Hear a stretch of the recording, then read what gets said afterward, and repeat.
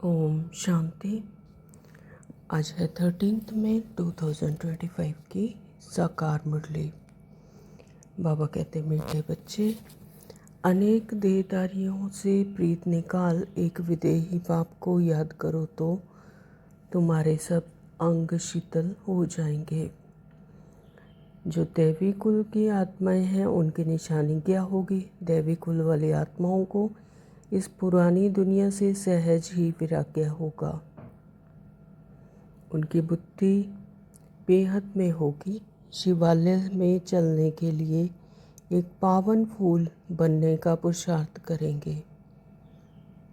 कोई आसुरी चलन नहीं चलेंगे।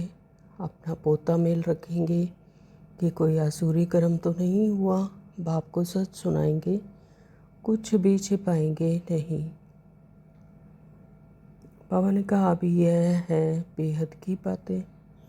हद की बातें सब निकल जाती। दुनिया में तो अनेकों को याद किया जाता है,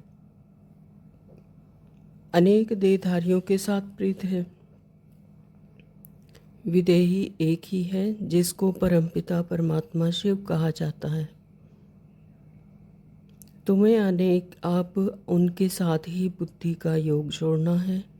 ब्राह्मण आदि खिलाना यह सब हुई कलयुग की रस्म रिवाज। वहाँ की रस्म रिवाज और यहाँ की रस्म रिवाज बिल्कुल अलग है। बाप कहते हैं जितना हो सके पुरानी दुनिया के जो होकर गए हैं या जो हैं उन सबको भूल जाना है।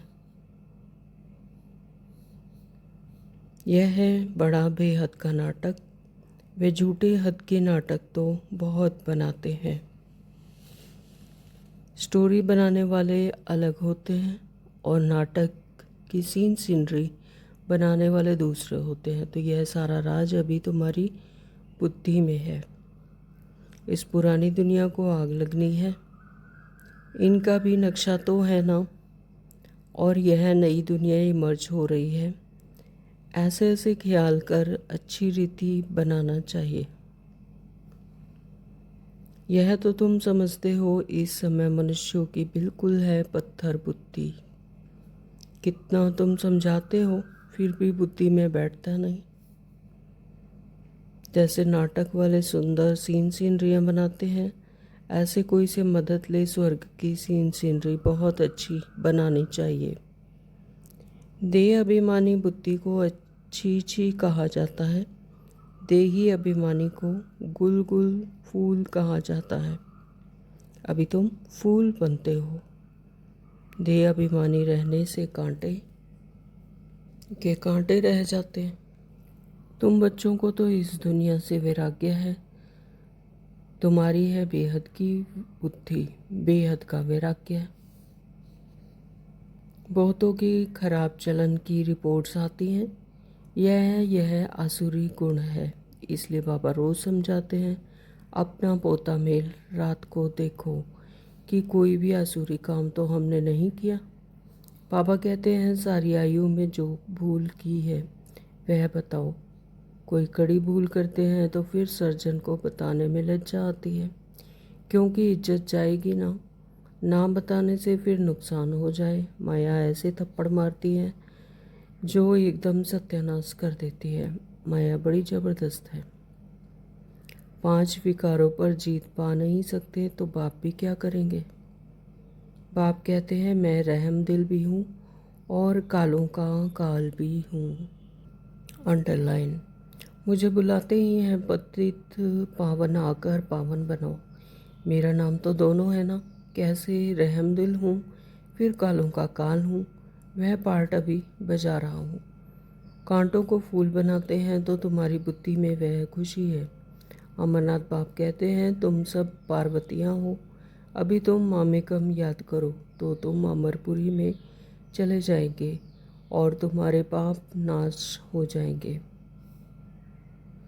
इतने सब बच्चे ब्रह्मा की औलाद ब्राह्मण हैं तो हम ही अपने लिए खर्चा करेंगे ना। राजाई भी श्रीमत पर हम स्थापन कर रहे हैं अपने लिए। राज्य भी हम करेंगे। राजयोग हम सीखते हैं तो खर्चा भी हम करेंगे। शिव बाबा तो अविनाशी ज्ञान रत्नों का दान देते हैं, जिससे हम राजाओं का राजा बनते हैं। बच्चे जो पढ़ेंगे वही खर्चा करेंगे ना। समझना चाहिए हम अपना खर्चा करते हैं।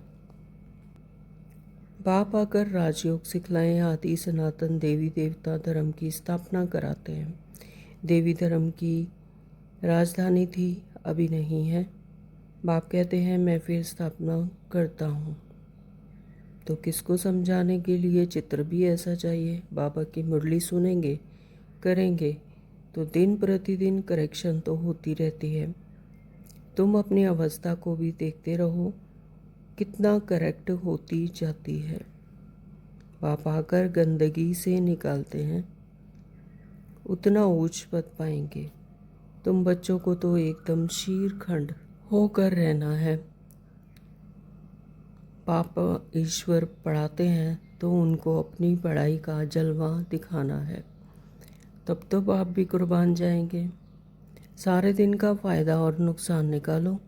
पोता मेल नहीं निकालते तो सुधरना बड़ा मुश्किल है। बाप का कहना मानते नहीं हैं। रोज़ देखना चाहिए किसको हमने दुख तो नहीं दिया। पद बहुत ऊंचा है, अथाह कमाई है। बाप कहते हैं रॉन्ग राइट तो सोचने की बुद्धि मिली है, तो अब रॉन्ग काम नहीं करना है। रॉन्ग काम कर दिया तो बाबा तौबा तौबा क्षमा करना, क्योंकि बाप अभी यहाँ बैठे हैं सुनने के लिए। जो भी बुरा काम हो जाए तो फ़ौरन बताओ व लिखो, बाबा यह बुरा काम हुआ, तो तुम्हारा आधा माफ़ हो जाएगा। अंडरलाइन। बाप की याद से विक्रम विनाश होंगे, पास का भी योग बल से कटता जाएगा। बाप का बनकर बाप की निंदा नहीं कराओ। सतगुरु के निंदक ठौर ना पाए। ठौर तुमको मिलती है बहुत ऊंची। दूसरे गुरुओं के पास कोई रजाई की ठौर थोड़े ही है। यहाँ तुम्हारी एम ऑब्जेक्ट है। भक्ति मार्ग में कोई एम ऑब्जेक्ट होती नहीं, अगर होती भी है तो अल्पकाल के लिए। तो बाप कितनी बातें समझाते हैं, कोई तो अच्छी रीति समझ कर समझाते, कोई तो समझते ही नहीं। तो रोज़ पोता मेल निकालो, आज क्या पाप किया है, इस बात में फेल हुआ तो बाप राय देंगे। तो ऐसा काम नहीं करना चाहिए। बाबा को कितनी खुशी है, मैं बूढ़ा हूँ, यह शरीर छोड़कर हम प्रिंस बनने वाला हूँ। इस रूहानी पढ़ाई से तुम शीतल बन जाते हो। इसमें तो सिर्फ बाप को याद करते रहो तो एकदम शीतल अंग हो जाएंगे। शरीर तो तुमको है ना, तो शिव बाबा का तो शरीर ही नहीं, अंग है श्री कृष्ण को। उनके अंग तो शीतल हैं ही, इसलिए उनका नाम रख दिया है। बाबा कहते हैं अब तुम बच्चों को भी इतनी धारणा करनी चाहिए। लड़ना झगड़ना बिल्कुल नहीं है, सच बोलना है। झूठ बोलने से सत्यानाश हो जाती है। बाप तुम बच्चों को ऑलराउंड सब बातें समझाते हैं। अच्छी ब्राह्मणियाँ भी चाहिए जो आप समान बनाए। जो आप समान मैनेजर बनाती हैं तो उन्हें अच्छी ब्राह्मणी कहेंगे, वह पद भी ऊंच पाएंगी। बीबी बुद्धि भी ना हो, नहीं तो उठा कर ले जाएंगे। रावण संप्रदाय है ना। धारणा के लिए मुख्य सार में बाबा ने कहा कि बाप को अपनी पढ़ाई का जलवा दिखलाना है, भारत को स्वर्ग बनाने के धंधे में लग जाना है। नंबर 2, बाबा ने कहा कि कोई भूल हो तो बाप से क्षमा लेकर स्वर्ग स्वयं ही स्वयं को सुधारना है। बाप कृपा नहीं करते, बाप की याद से विक्रम काटने हैं। निंदा कराने वाला कोई कर्म नहीं करना है। वरदान दिया है नॉलेजफुल की विशेषता द्वारा संस्कारों के टक्कर से बचने वाले कमल पुष्प समान न्यारे व साक्षी भव। स्लोगन है हट व मेहनत करने के बजाय रमणीकता से पुरुषार्थ करो। ओम शांति। तो शुरू करते हैं आज की साकार मुरली विस्तार से। बाबा कहते हैं मीठे बच्चे, हाँ जी बाबा, अनेक देहधारियों से प्रीत निकाल एक विदेही बाप को याद करो। अनेक देहधारियों से, यानी इस देह से और इस देह की दुनिया से, है ना, प्रीत नहीं रखो। यह असत्य है ना, विनाशी है, स्वपन है। सिर्फ एक विदेही देह जो कि परमात्मा ही है, जिनकी कोई देह नहीं है, तो वो स्वयं को भी और अपने आप को भी ना विदेही समझकर, आत्मा समझ परमात्मा को, तो परमात्मा विदेही को याद करो तो सब अंग शीतल हो जाएंगे। तो बाबा ने कहा तो तुम्हारे सब अंग शीतल हो जाएंगे, यानी मन, बुद्धि, संस्कार हर तरह से, है ना, शीतल हो जाएंगे जब खुद को भी आत्मा समझेंगे और आत्मा समझ परमात्मा को याद करेंगे, तो सब अंग शीतल हो जाएंगे। प्रश्न किया बाबा ने, जो दैवी कुल की आत्माएं हैं उनकी निशानी क्या होगी? तो दैवी कुल वाले उत्तर हैं, और दैवी कुल वाली आत्माओं को इस पुरानी दुनिया से सहज ही विराग्य होगा। तो दैवी कुल वाली आत्माओं को यह स्मृति में होगा कि अब हम नई दुनिया में जाएंगे, है ना, तो नई दुनिया में जाने का पुरुषार्थ कर फिर इस पुरानी दुनिया से सहज ही वैराग्य होगा। तो इस पुरानी दुनिया में तो है ही पतितपना, और नई दुनिया में है पवित्र पवित्र आत्माएं।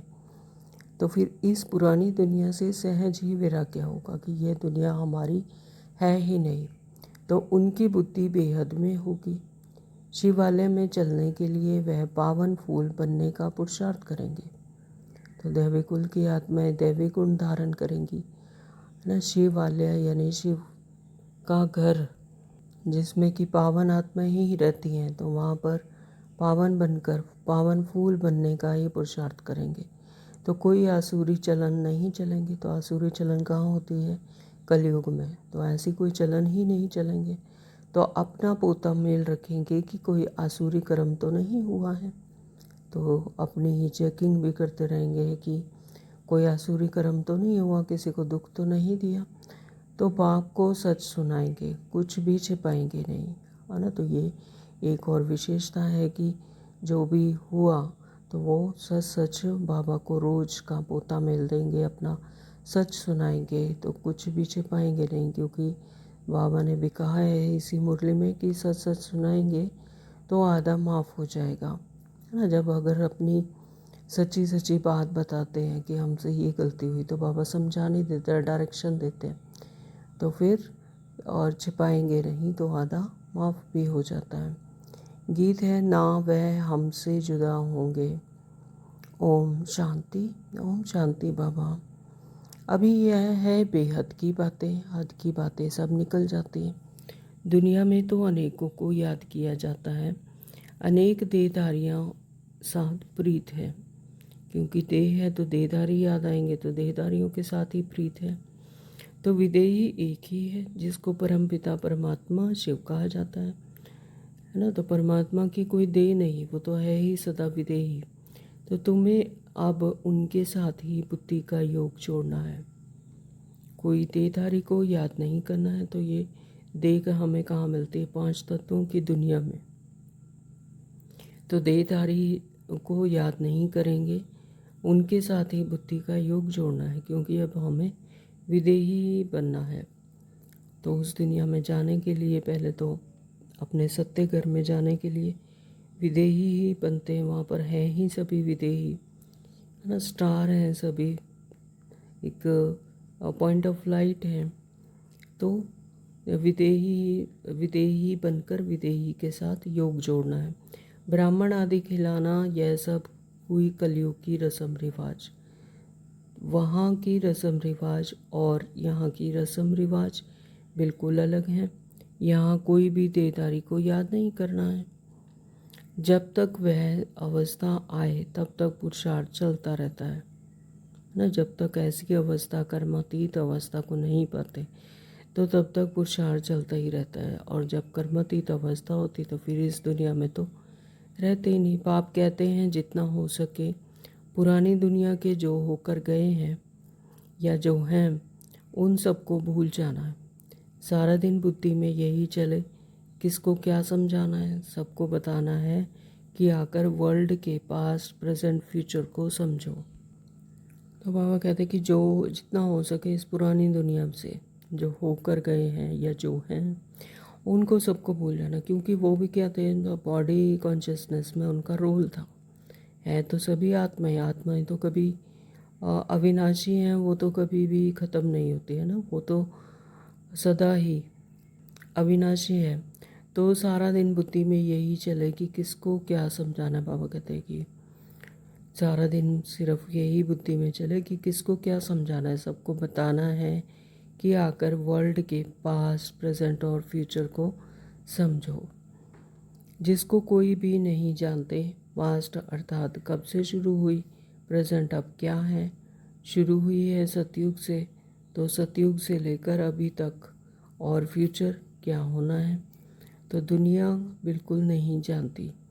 तो पहले हम सतयुग में थे, फिर जन्म लेते लेते फिर त्रेता में आए, फिर द्वापर में, और फिर कलयुग में, और अब संगम युग है। संगम युग से फिर हम कहाँ जाते हैं, सतयुग में। तो दुनिया बिल्कुल नहीं जानती, तुम बच्चे जानते हो, इसलिए चित्र आदि बनाते हो। यह है बड़ा बेहद का नाटक। ये क्या है, बड़ा बेहद का नाटक। जैसे हद के नाटक होते हैं तो उसी तरह से ये पूरी वर्ल्ड हिस्ट्री है, यहाँ पर बेहद का बड़ा नाटक है। तो वह झूठे हद के नाटक तो बहुत बनाते हैं, स्टोरी बनाने वाले अलग होते हैं और नाटक की सीनरियाँ बनाने वाले दूसरे होते हैं। तो यह सारा राज अभी तुम्हारी बुद्धि में है। अभी जो कुछ देखते हो वह नहीं रहेगा, विनाश हो जाएगा। तो तुमको सतयुगी नई दुनिया की सीनरी बहुत अच्छी दिखलानी पड़े। जैसे अजमेर में सोनी द्वारका है, तो उनमें भी सीनरी लेकर नई दुनिया अलग बनाकर फिर दिखाओ।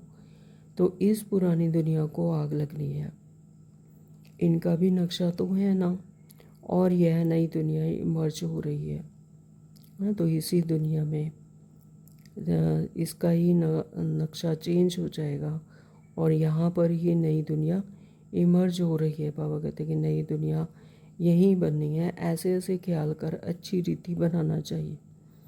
यह तो तुम समझते हो, इस समय मनुष्यों की बिल्कुल है पत्थर जैसे पत्थर बुद्धि। इस समय सारे मनुष्यों की, जिन्हें परमात्मा का ज्ञान नहीं है, अभी परिचय नहीं है, अपने सत्य स्वरूप का परिचय नहीं कि हम तो हैं ही आत्मा, तो उनकी है जैसे पत्थर बुद्धि। कितना तुम समझाते हो फिर भी बुद्धि में बैठता नहीं। बाबा कहते तुम कितना समझाते, रोज़ बाबा मुरली के द्वारा रोज़ बताते हैं, फिर भी बुद्धि में बैठता नहीं। जैसे नाटक वाले सुंदर सीनरी बनाते हैं, ऐसे कोई से मदद ले, स्वर्ग की सीनरी बहुत अच्छी बनानी है। जैसे नाटक होते हैं तो उसमें उसको अट्रैक्टिव बनाने के लिए सुंदर सीनरियाँ बनाते हैं, उसमें डालते हैं। और फिर बाबा कहते हैं कि ऐसे ही मदद लेकर स्वर्ग की सीनरी बहुत अच्छी बनानी है। वो लोग आइडिया अच्छी देंगे, युक्ति बताएंगे, उनको समझाकर ऐसा अच्छा बनाना चाहिए जो मनुष्य आकर समझे। जैसे प्रदर्शनी में बताते हैं तो बाबा कहते हैं ऐसी युक्ति बताएंगे, तो किसी की मदद लेकर फिर उनको समझाकर ऐसा अच्छा बनाना है जिससे कि वही फीलिंग आए स्वर्ग की, तो ऐसा मनुष्य आकर समझे। बराबर सतयुग में तो एक ही धर्म था, तो सतयुग में तो एक धर्म, एक राज्य, एक भाषा होती है, वहाँ पर संकल्प भी एक ही तरह के चलते हैं सभी आत्माओं के। तो तुम बच्चों में भी नंबरवार हैं जिनको धारणा होती है। देह अभिमानी बुद्धि को छी कहा जाता है।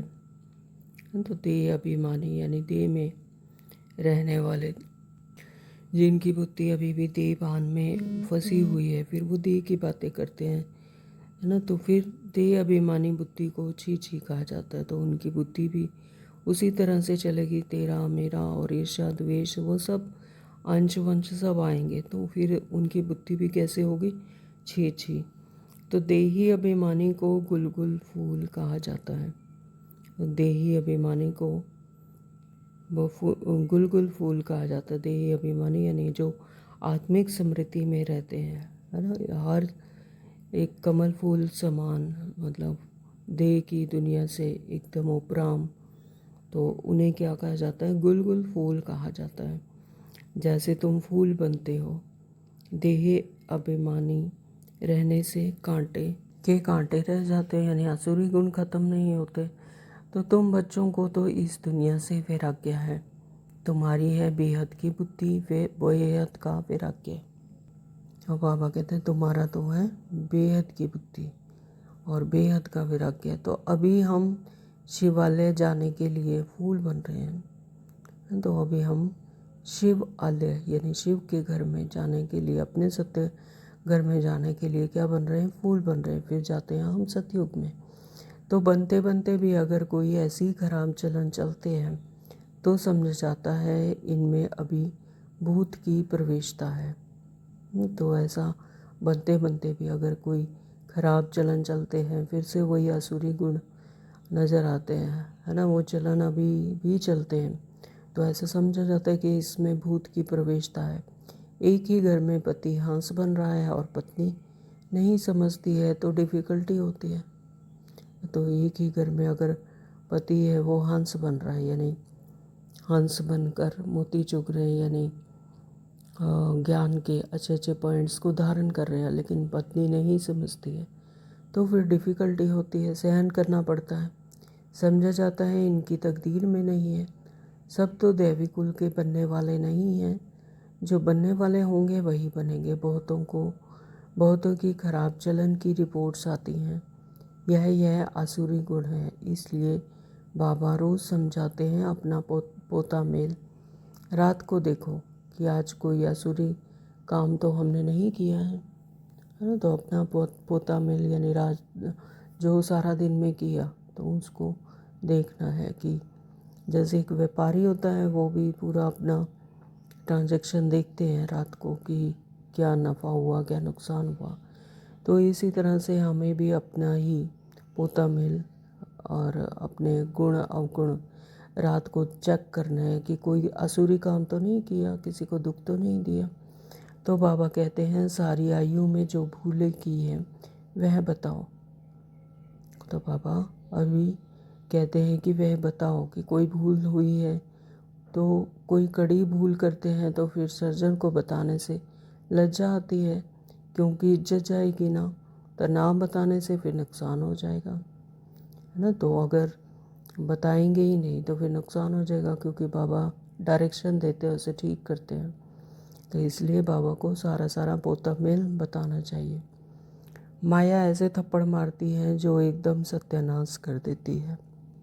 अगर बताते नहीं हैं तो फिर वो वृद्धि को पाती जाती है, यानी फिर उससे बचाव नहीं होता बल्कि और ही होते जाते हैं। तो फिर माया भी ऐसे थप्पड़ मारती है कि एकदम ही सत्यानाश कर देती है। तो माया बड़ी ज़बरदस्त है, 5 विकारों पर जीत पा नहीं सकते। तो बाप भी क्या करेंगे? तो जब 5 विकारों पर बाबा कहते अगर जीत नहीं पाते तो फिर बाप भी क्या करेंगे? बाप कहते हैं मैं रहम दिल भी हूँ और कालों का काल भी हूँ।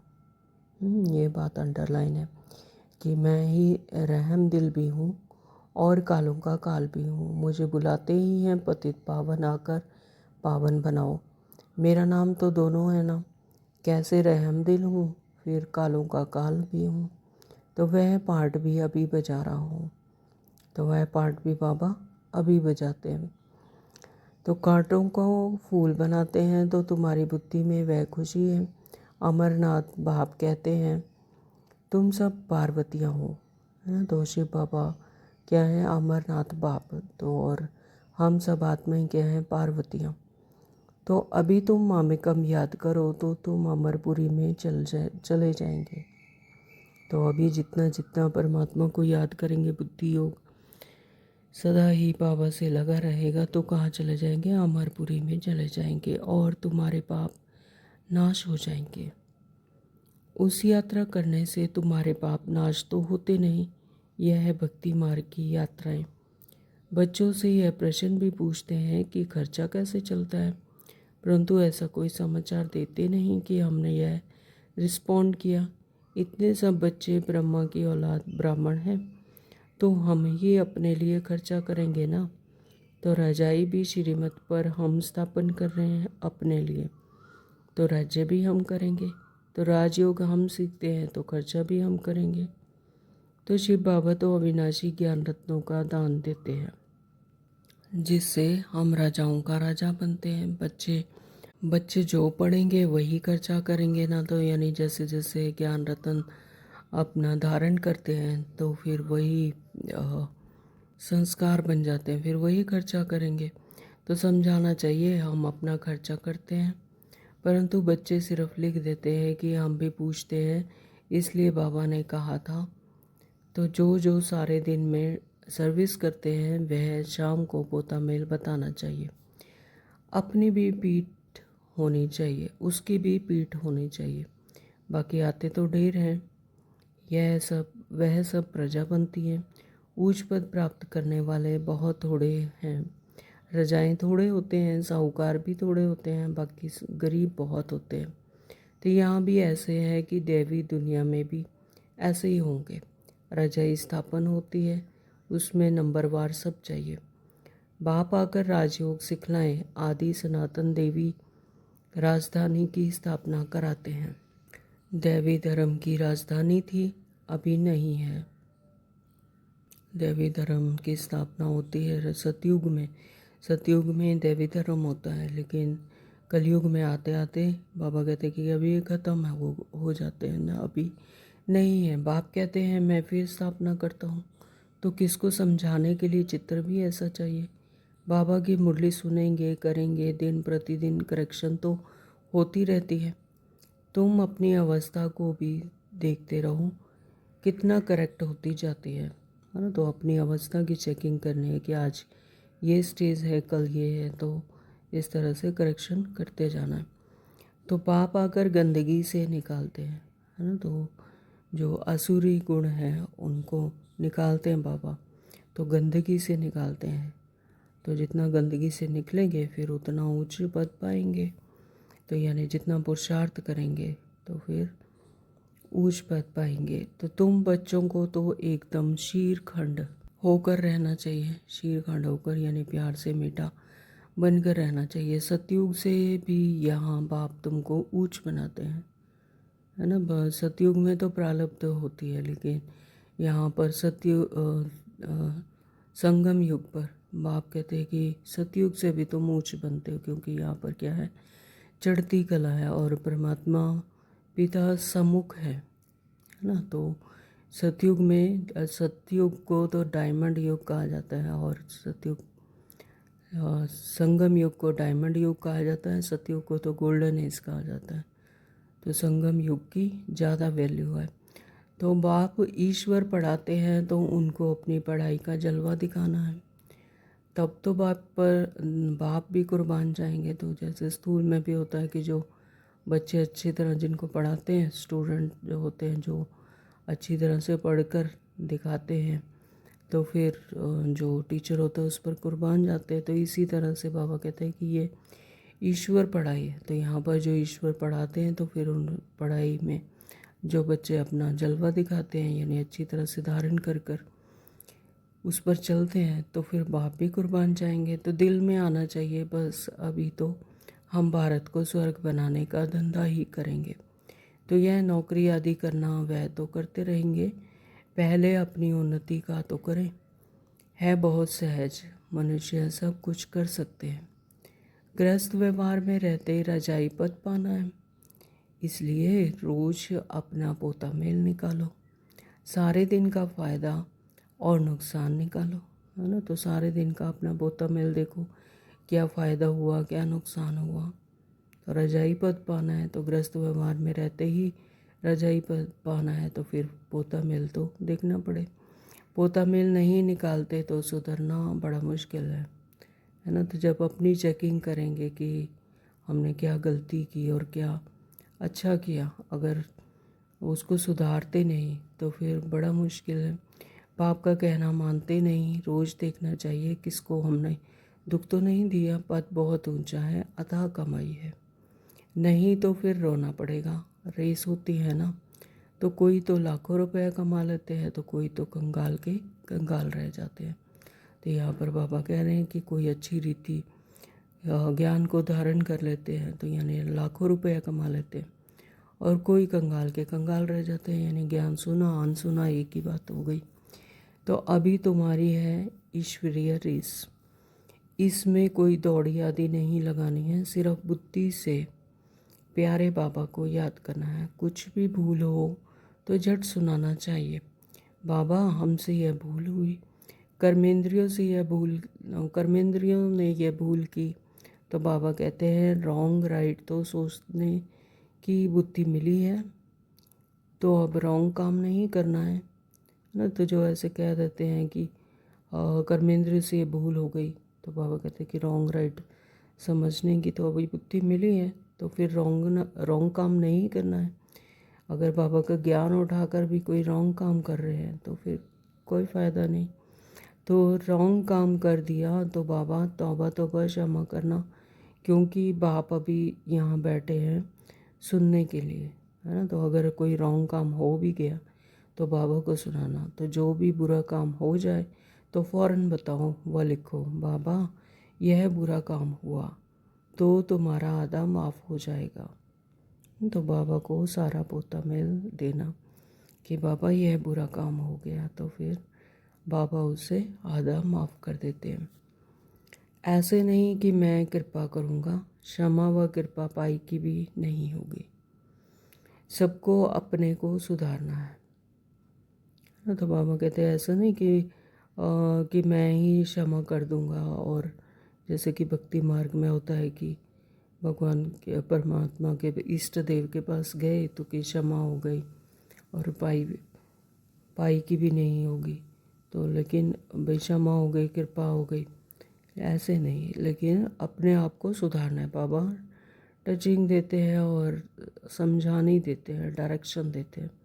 तो बाप की याद से विक्रम विनाश होंगे, जितना जितना परमात्मा को याद करेंगे, बुद्धि योग परमात्मा से लगाएंगे तो फिर विक्रम होंगे ही नहीं, और विक्रम विनाश होंगे जो पास्ट में भी किए हुए हैं तो वो भी कट जाएंगे। तो बाबा कहते पास्ट का भी योग बल से कटता जाएगा। बाप का बनकर फिर बाप की निंदा नहीं कराओ, सदगुरु के निंदक ठौर ना पाए। जो सदगुरु का निंदक होता है फिर उसका कोई ठिकाना नहीं मिलता, ठौर नहीं पाए। ठौर तुमको मिलती है बहुत ऊंची, दूसरे गुरुओं के पास कोई राजाई की ठौर थोड़ी ही है। यहाँ तुम्हारी एम ऑब्जेक्ट है, भक्ति मार्ग में कोई एम ऑब्जेक्ट होती नहीं, अगर होती भी है तो अल्पकाल के लिए। कहाँ 21 जन्म का सुख और कहाँ पाई पैसे का थोड़ा सुख। ऐसे नहीं कि धन से सुख होता है, दुख भी कितना होता है। अच्छा समझो कोई ने हॉस्पिटल बनाई तो दूसरे जन्म में रोग कम होगा, ऐसे तो नहीं पढ़ाई जास्ती मिलेगी, धन भी जास्ती मिलेगा। उसके लिए तो फिर सब कुछ करो। कोई धर्मशाला बनाते हैं तो फिर दूसरे जन्म में महल मिलेगा, ऐसे नहीं कि तंदुरुस्त रहेंगे, है ना। तो जो जैसी जैसी पुरुषार्थ करेगा उसके हिसाब से ही उसका प्रारब्ध पाएगा। कि अगर किसी ने हॉस्पिटल बनाई तो उसके दूसरे जन्म में उसके रोग कम होंगे, यानी अच्छी उसको सेहत मिलेगी। अगर किसी ने स्कूल बनाए तो फिर उसको अगले जन्म में उसको पढ़ाई अच्छी मिलेगी, है ना। तो धन, और अगर कोई धर्मशाला बनाते हैं तो उसको महल मिलेगा। तो ऐसे नहीं कि तंदुरुस्त रहेंगे। अगर किसी ने धर्मशाला बनाई तो अगर सोचेंगे कि मैं अगले जन्म में मुझे तंदुरुस्ती मिलेगी, लेकिन वो तो किसको मिलेगी जो जिसने हॉस्पिटल बनाई। तो बाप कितनी बातें समझाते हैं, कोई तो अच्छी रीति समझकर समझाते तो कोई तो समझते ही नहीं। तो रोज़ पोता मेल निकालो, आज क्या पाप किया तो इस बात में फेल हुआ। बाप राय देंगे तो ऐसा काम नहीं करना चाहिए, तुम जानते हो हम तो अब स्वर्ग में जाते हैं। बच्चों को खुशी का पारा नहीं चढ़ता है। बाबा को कितनी खुशी है, मैं बूढ़ा हूँ, यह शरीर छोड़कर हम प्रिंस बनने वाला हूँ। तो जो ब्रह्मा बाबा की बात है, तो उन्हें कितनी खुशी थी कि मैं बूढ़ा हूँ और फिर यह शरीर छोड़कर प्रिंस बनूंगा। तो इसी खुशी का पारा चढ़ा रहता था उनको। तो तुम भी पढ़ते हो तो खुशी का पारा चढ़ना चाहिए ना। तो परंतु बाप को तो याद नहीं करते हैं। फिर बाप कितना सहज समझाते हैं कि वह अंग्रेजी आदि पढ़ने में माथा कितना खराब होता है। हाँ, तो यहाँ पर स्थूल दुनिया की जो पढ़ाई है, तो बाबा कहते हैं कि उसमें कितनी मेहनत करते हैं, बहुत डिफ़िकल्टी होती है, यह तो बहुत सहज है। तो इस रूहानी पढ़ाई से तो तुम शीतल बन जाते हो। इसमें तो सिर्फ बाप को याद करते रहो तो एकदम शीतल अंग हो जाएंगे। शीतल तो तुमको, शरीर तो तुमको है ना, तो शिव बाबा को तो शरीर ही नहीं, तो शरीर तो हम आत्माओं को है। तो शिव बाबा तो हैं ही निराकार, तो उनका तो कोई शरीर ही नहीं। अंग है श्री कृष्ण को, उनके अंग तो शीतल हैं ही, इसलिए उनका नाम रख दिया है। अब उनका संग कैसे हो? कृष्ण क्या है? फर्स्ट प्रिंस है ना, तो सर्वोत्तम रचना परमात्मा की, तो वह तो होता ही है सतयुग में। उसके भी ऐसे शीतल अंग किसने बनाए, यह तुम अभी समझते हो। तो अब तुम बच्चों को भी इतनी धारणा करनी चाहिए, लड़ना झगड़ना बिल्कुल नहीं है। तो श्री कृष्ण ने ऐसी ही परमात्मा की धारणा ही की, तो जो वो श्री कृष्ण बने। तो बाबा कहते हैं ऐसे ही फिर तुम्हें भी धारणा करनी चाहिए, लड़ना झगड़ना बिल्कुल नहीं है, सच बोलना है, झूठ बोलने से सत्यानाश हो जाती है। बाप तुम बच्चों को ऑलराउंड सब बातें समझाते हैं। चित्र भी अच्छे अच्छे बनाओ जो फिर सबके पास जाएं। अच्छी चीज़ देखकर कहेंगे चल कर देखो। समझाने वाला भी होशियार चाहिए, सर्विस करना भी सीखना है। अच्छी ब्राह्मणियाँ भी चाहिए जो आप समान बनाएं। और जैसे ब्राह्मणियों ने, जैसे बड़ी बहनों ने, दीदियों ने जो स्वयं तीव्र पुरुषार्थ करती हैं, तो फिर उन्हें भी आप समान, जो बच्चे आते हैं उन्हें भी आप समान बनाना चाहिए। तो जो आप समान मैनेजर बनाती हैं उन्हें अच्छी ब्राह्मणी कहेंगे। तो आप समान बनाना यह भी हमारी कला है। तो बाबा कहते हैं कि उन्हें अच्छी ब्राह्मणी कहेंगे, वह पद भी ऊंच पाएंगी। बेबी बुद्धि भी ना हो, है ना, बेबी बुद्धि भी ना हो, किंतु परंतु में ही लगी रहें, तो ऐसा नहीं, नहीं तो उठा कर ले जाएंगे। रावण संप्रदाय है ना, तो माया फिर रावण जो है फिर वो उठा कर ले जाता अगर बेबी बुद्धि हुई तो रावण संप्रदाय है ना, ऐसी ब्राह्मणी तैयार करो जो पीछे सेंटर संभाल सके। अच्छा, मीठे मीठे सिकलते बच्चों प्रति माता पिता बाप दादा का याद प्यार और गुड मॉर्निंग। रूहानी बाप की रूहानी बच्चों को नमस्ते। हम रूहानी बच्चों की रूहानी बाप को नमस्ते जी, नमस्ते जी, नमस्ते जी। शुक्रिया बाबा, आपको बहुत बहुत शुक्रिया। धारणा के लिए मुख्य सार में बाबा ने कहा, नंबर 1, बाप को अपनी पढ़ाई का जलवा दिखलाना है। भारत को स्वर्ग बनाने के धंधे में लग जाना है। पहले अपनी उन्नति का ख्याल करना है, शीरखंड होकर रहना है। नंबर 2, बाबा ने कहा कि कोई भूल हो तो बाप से क्षमा लेकर स्वयं को सुधारना है। बाप कृपा नहीं करते, बाप की याद से विक्रम काटने हैं। निंदा कराने वाला कोई कर्म नहीं करना है। तो कोई भी भूल हो जाए, अपना पोता मेल रोज चेक करना है, चेक एंड चेंज। तो जब बाप से क्षमा लेकर फिर स्वयं ही स्वयं को सुधारना है। श्रीमत सभी को मिली हुई है, लेकिन फिर भी कर्म इंद्रियों से या देभानवश कोई भी गलत कर्म हो जाता है तो परमात्मा को ज़रूर बताना है और स्वयं को आगे के लिए सुधारना है। परमात्मा पिता रोज़ हमें मुरली के द्वारा डायरेक्शन देते, तो उन डायरेक्शंस पर चलकर फिर स्वयं को ही सुधारना है। बाप कृपा नहीं करते हैं, ऐसा नहीं कि अब बाबा को बताया तो आशीर्वाद मिल गया और ख़त्म, ऐसा नहीं। बाप की याद से विक्रम काटने हैं, तो परमात्मा को याद करना है। बुद्धि योग सदा परमात्मा से लगा रहे। निंदा कराने वाला कोई भी कर्म नहीं करना है, तो परमात्मा की निंदा नहीं करानी, कि परमात्मा पिता हमें पढ़ाते हैं तो ऐसा कोई कर्म नहीं करना जो मर्यादा से खिलाफ हो। तो निंदा कराने वाले को कोई कर्म नहीं करना है। वरदान दिया बाबा ने नॉलेजफुल की विशेषता द्वारा संस्कारों के टक्कर से बचने वाले कमल पुष्प समान न्यारे व साक्षी भव। बाबा ने हमें बताया कि कमल पुष्प समान कैसे रहना है ना, इस दुनिया में रहते ही, इस देह की दुनिया में देहधारियों में रहते हुए भी कमल पुष्प समान न्यारे, और साक्षी भाव भी समझाया कि साक्षी कैसे होना है। सब कुछ देखते हुए भी ये रोल में है, रोल में हो रहा है ना, मैं है, लेकिन इसके पीछे मैं आत्मा एकदम पवित्र पावन फूल की विशेषता द्वारा यह स्मृति रहेगी। नॉलेज बाबा रोज दे रहे, नॉलेजफुल बनकर, तो यह विशेषता है। नॉलेज है तो फिर संस्कारों से टक्कर नहीं खाएंगे।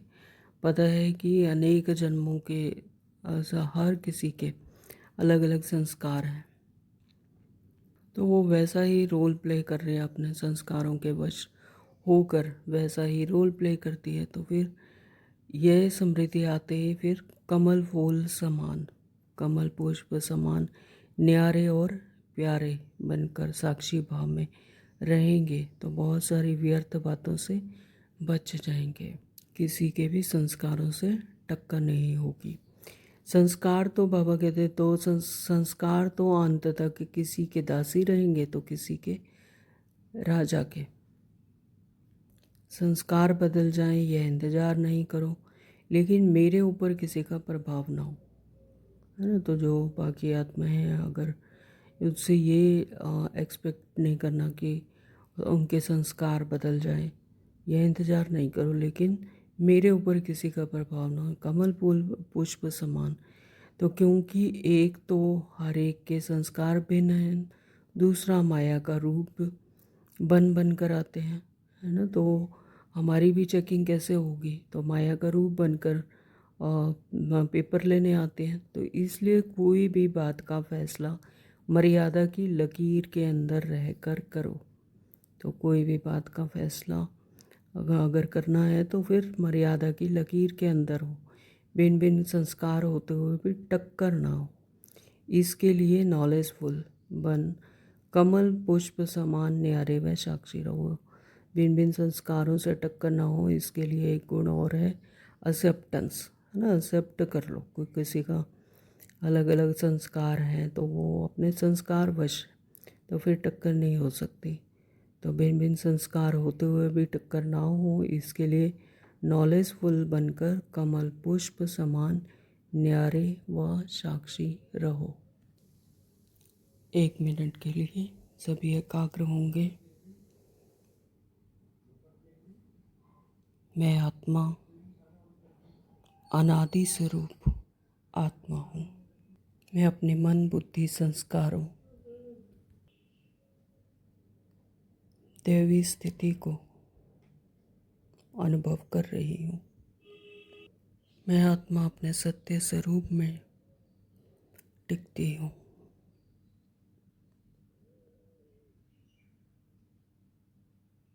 संकल्पों में ठहराव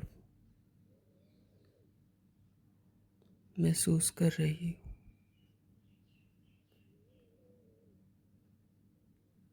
देभान के हर संकल्प से उपराम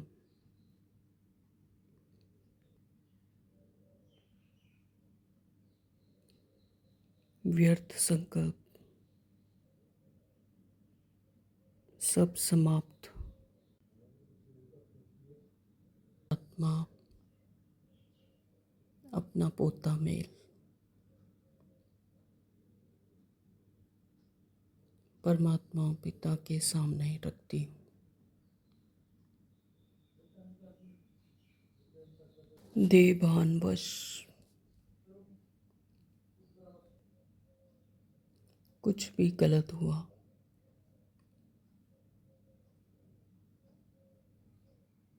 मैं परमात्मा पिता को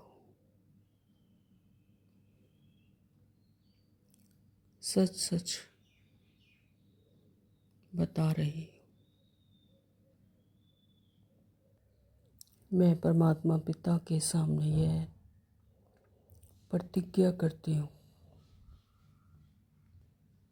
कि मेरा हर कर्म मर्यादा की लकीर के अंदर ही रहकर करूँगी। किसी के भी संस्कार से उपराम नॉलेजफुल बनकर कमल फूल समान न्यारे और साक्षी होकर अपने आत्मिक स्मृति में रहकर इस दुनिया से स्थूल कर्मों से नॉलेजफुल रहकर उपराम की अवस्था में ही रहूंगी। ओम शांति। आज बाबा ने स्लोगन दिया है, हट व मेहनत करने के बजाय रमणीकता से पुरुषार्थ करो। हट व मेहनत, जहाँ पर जिद होती है वहाँ पर मेहनत है ना। जिद है, हट है, तो वहाँ मेहनत होती है। आजकल जैसे स्थूल दुनिया में भी जो पढ़ाई करवाते हैं तो प्रैक्टिकली करवाते हैं, है ना, ताकि इजीली स्टूडेंट को समझ आए और वो खेल खेल में ही सब समझ जाए।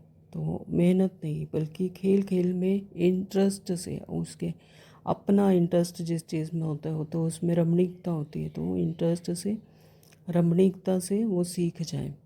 तो इसी तरह से बाबा कहते हैं कि हट व मेहनत करने के बजाय रमणीकता से पुरुषार्थ करो, रमणीकता और मधुरता से पुरुषार्थ करो। तो यहाँ भी बाबा यही कह रहे हैं कि रमणीकता से पुरुषार्थ करो तो सहज ही हो जाता है।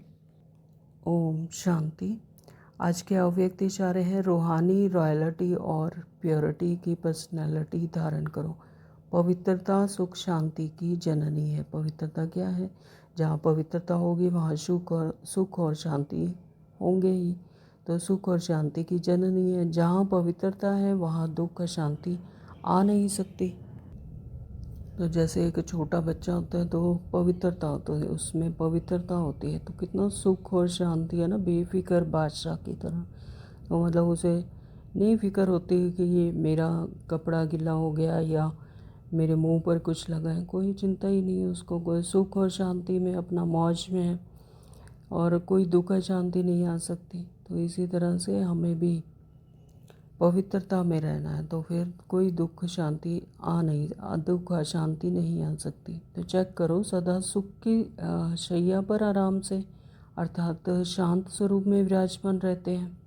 अंदर क्यों क्या कैसे की उलझन होती है या उस उलझन से परे सुख स्वरूप स्थिति रहती है। तो क्वेश्चन मार्क बाबा पूछ रहे हैं। जितना जितना पवित्रता को धारण करेंगे तो सुख शांति रहेगी ही। ओम शांति। तो आज सारा दिन इस दुनिया की स्थूल बातों से उपराम होकर एक छोटे बच्चे की तरह पवित्र होकर रहेंगे सारा दिन और सुख और शांति में रहेंगे। ओम शांति। Thank you Baba.